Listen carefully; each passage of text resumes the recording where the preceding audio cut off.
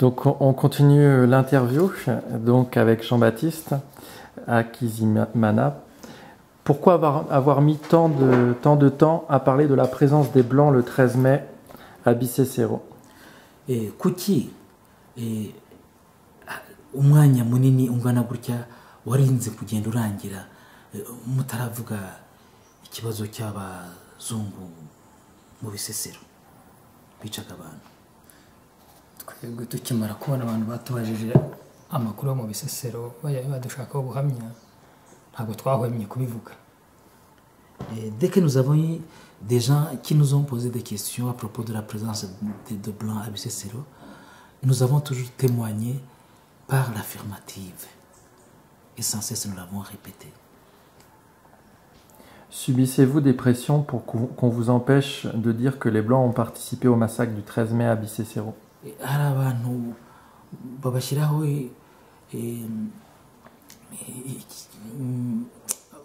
babaremerera babaziza yuko mutanga ubuhamya ko mwabonye abazungu mu Bisesero mu gihe cy'ubwicanyi.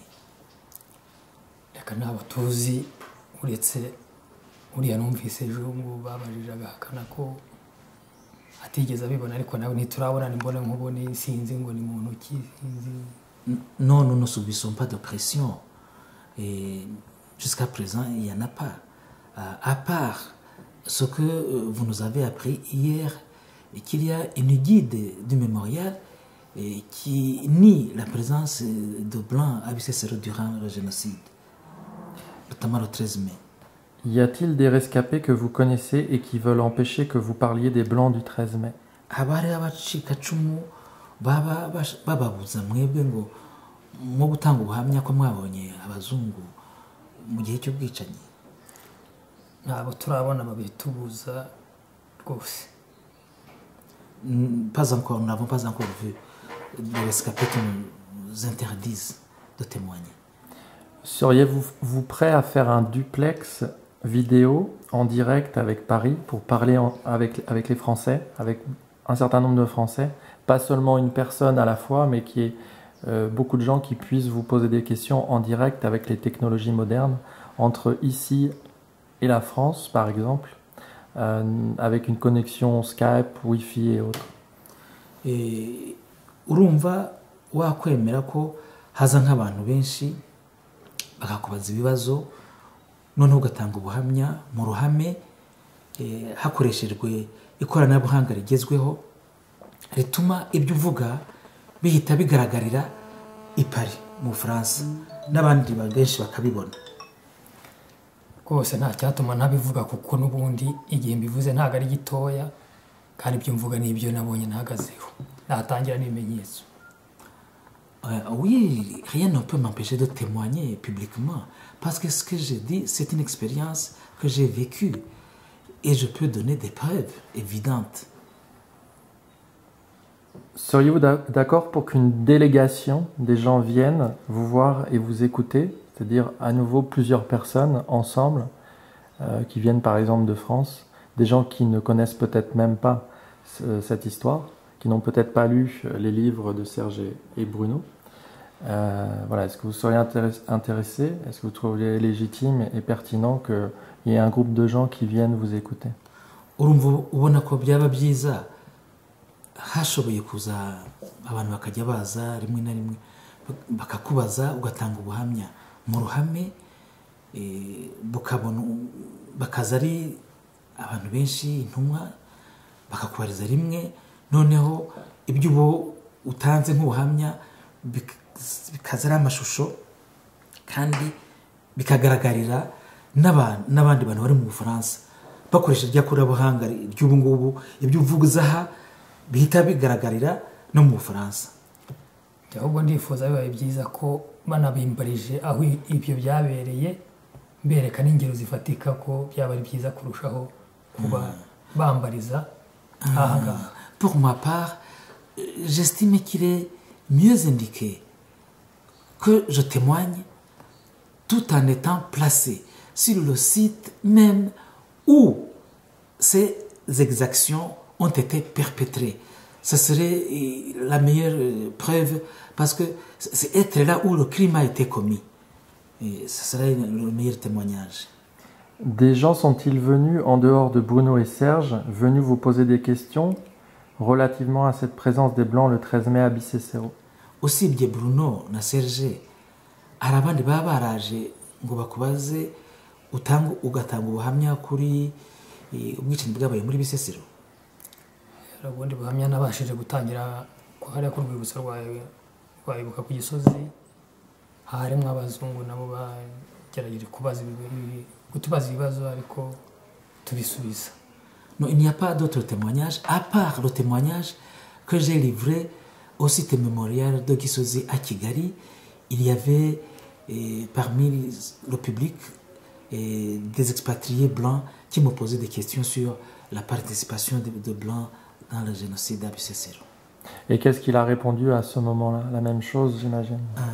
Ese icyo gihe washubije iki? Nizeye ko washubije nk'ibiri tubwira ubu ngubu. Rwose nibwo buhamya n'ubundi natanze. Exact, c'est ce même témoignage que j'ai livré à Kigali au mémorial de Gisozi.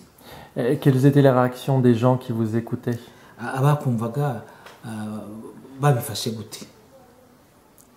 Njye uko nabonaga ko aba bazungu ntitwabashaga kuvugana, ariko nabibonye ko babigizemo akababaro mu byo twahuye nabyo. Pour ma part, ceux qui étaient là, certains c'était des blancs. Je n'ai pas pu échanger avec eux, mais mon constat est que l'histoire tragique que j'ai rapportée a créé une vive émotion et ça les a affligés. Est-ce qu'ils ont fait des gestes avec les bras, en penchant la tête? Est-ce que c'était expressif? warabibonye kuko bakoresheje amaboko yabo cyangwa umutwe berekana ko biteye agahinda? Rwose harimo benshi nuko hafi ya bose byaragaragaraga mu isura yabo ko bibababaje. Presque tous, sur l'expression de leur visage, on voyait que les événements tragiques que j'ai rapportés leur faisaient de la peine. Qui faisait la traduction? Ninde wahinduraga, wasemuraga?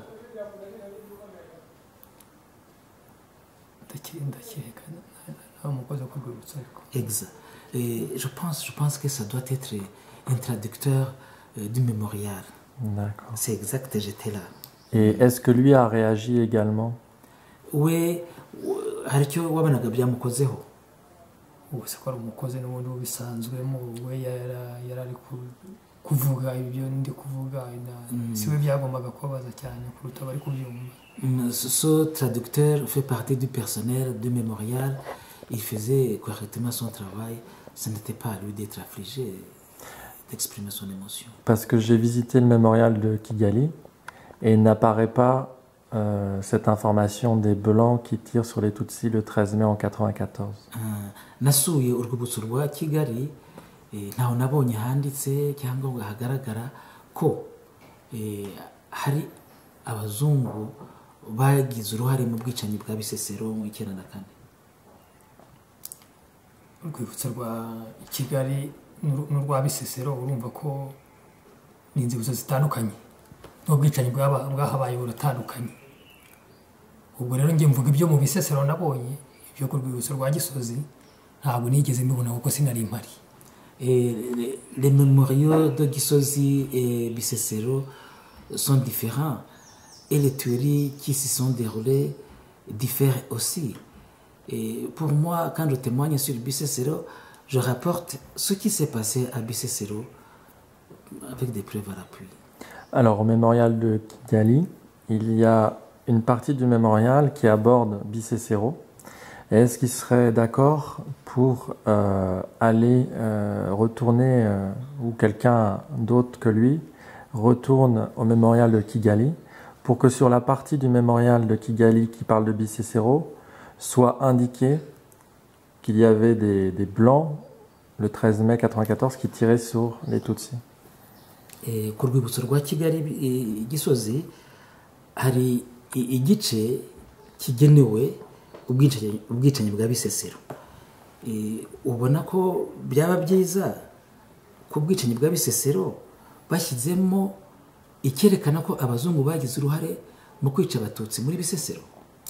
rwose icyo cyaba ari cyiza habayeho ubushishozi nk'uko twagiye tubitangamo ubuhamya bikaba bigaragaye ko rwose icyo nacyo cyajyamo byarushaho kudufasha ko ni amateka yabayeho. Ce serait une très bonne initiative que la participation des Blancs dans le génocide à Bisesero soit visible à Kigali, mémorial de Gisozi. Cela fait partie de notre histoire et il ne faudrait pas que cette omission ait lieu. Il faut le faire. Est-ce que vous pensez que ça puisse se faire avec plus d'impact en n'y allant pas seul, une personne, mais y aller le plus nombreux possible, des personnes qui ont vu des Blancs vous tirer dessus le 13 mai 94. Vraiment y aller au maximum de monde, que ça puisse être toi, Emmanuel, Sylvain, Siméon, etc., Marcel, Adrien. Vous puissiez y aller tous ensemble pour faire un poids sur l'histoire, pour que ça puisse être indiqué. En y allant seul, je pense que ce sera plus compliqué. Vraiment y aller tous ensemble. ubona ko kugira ngo mujye gutanga ubuhamya kuri memorial ya Gisozi ubona byaba byiza mugiye kugira ngo bigire akamaro. Urabona atari byiza mugiye muri benshi nk'abatanga buhamya mukatangira ubuhamya kandi bikanandikirwaho noneho abantu bakabumva muri benshi noneho ibintu bikagira uburemere bikumva kurusha. Okay, urumva byose byaterwa namwe muduhamagaje ntabwo twebwe si twe twabisaba nimwe mwabisaba tukagenda ubuhamya twatanze tukabutanga no muri uko twabutanze byanarushaho kumvikana no muri ko iki si ikivuga umwe. Ce serait mieux que vous aussi vous puissiez intervenir pour convaincre les gens du mémorial de Gisozi et de nous inviter pour que nous puissions livrer ce témoignage qui devrait être marqué, inscrit sur le mémorial de Kigali. C'est effectivement une démarche que l'on peut faire ensemble, on peut essayer de la mener ensemble, ça aura certainement plus d'impact. Icyo ni igikorwa dukwiye gukora twese ari twe ari namwe kuko niho byagira uburemere. Par contre, je pense qu'il est possible aussi que vous puissiez y aller d'abord vous, pour qu'ils vous entendent vous, sans qu'ils puissent dire que nous, on vient perturber l'histoire, on vient influencer l'histoire. Que ça soit vous d'abord, et après qu'on puisse venir aussi avec vous. A priori, ça pourrait être une meilleure solution de faire deux moments. Un moment vous, tous ensemble là-bas, et un moment nous, avec vous.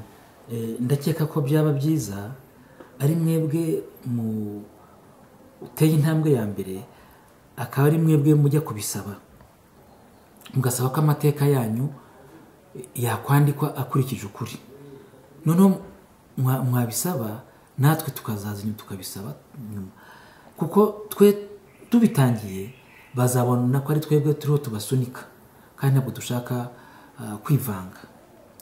Ariko mu cyifuzo nanjye nasaba urabona nk'aya makuru dutanga harimo n'abandi benshi banayazi batigeze bakorerwaho iperereza ariko nk'aya makuru muje mukabanza mukagera kuri tere tukabereka uburyo kibaje naho byakorewe icyo gihe ni naho mwanakura n'amakuru menshi y'abandi babibonera kuko kw'icyo gikorwa kiriho. Le témoignage que nous livrons ne sont pas les seuls à connaître cette vérité. Ce serait mieux que vous puissiez venir en grand nombre sur le site et pour que vous puissiez aussi écouter ceux qui étaient avec nous, qui seraient appelés à confirmer ce qui s'est passé. Et de cette manière, vous pourriez étendre davantage la collecte de votre information. Alors, je précise bien que tu m'as indiqué, comme Emmanuel, de toi-même, qu'il y avait des Blancs le 13 mai qui vous tiraient dessus, le 13 mai 94.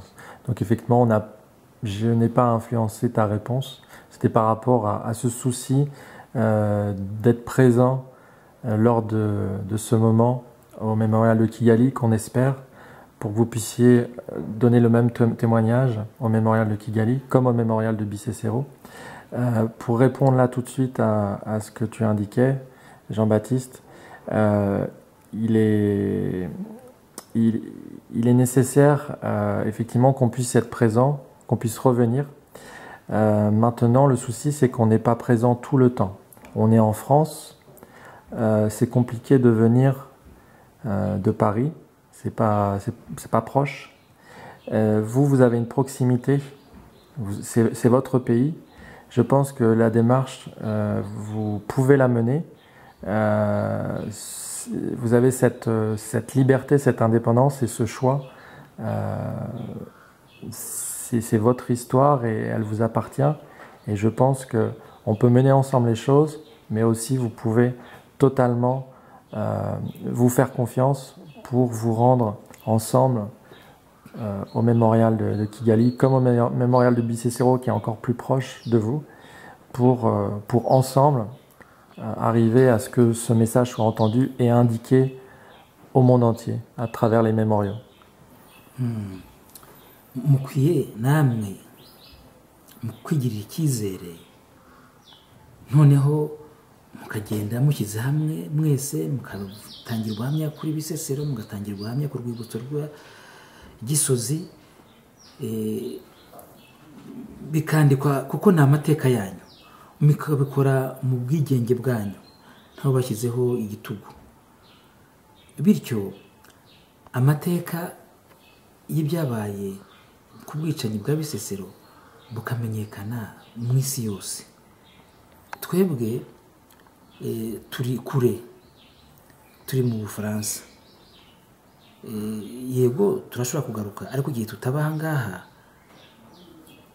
ni mwebwe mukwiye gukurikirana ibyanyu kuko muri mu gihugu cyanyu, ni amateka yanyu, muri hafi y'ibyabaye, ni mwe mukwiye gushyira hamwe mukabikurikirana, mugasaba ko bariya Abafaransa bakoze, bariya Abazungu bakoze ariya marorerwa byandikwa mu nzibutso zose n'inzibutso z'isi zikabimenya. Wenda amateka ya jenoside ntabwo arangira ibyo byose, buriya uko amateka arimo kugenda acukumburwa noneho n'igihunga cy'ibyari byarahishwe byo kuvuga uko biri kujya biza n'ubundi, buriya turi kujya tubigiramo amahirwe kuko biri kujya bisobanuka. Urabona ko noneho umuntu arimo kujya amenya inzira y'ikibazo y'igisubizo. La vérité sur le génocide n'est jamais entièrement connue. Des recherches se poursuivent toujours pour entrer en profondeur des réalités du génocide. Et à mesure que tout cela, certaines vérités vont éclater, l'information sera sans cesse publiée progressivement. Nous continuerons à faire ce travail. Je fais une pause technique. Merci.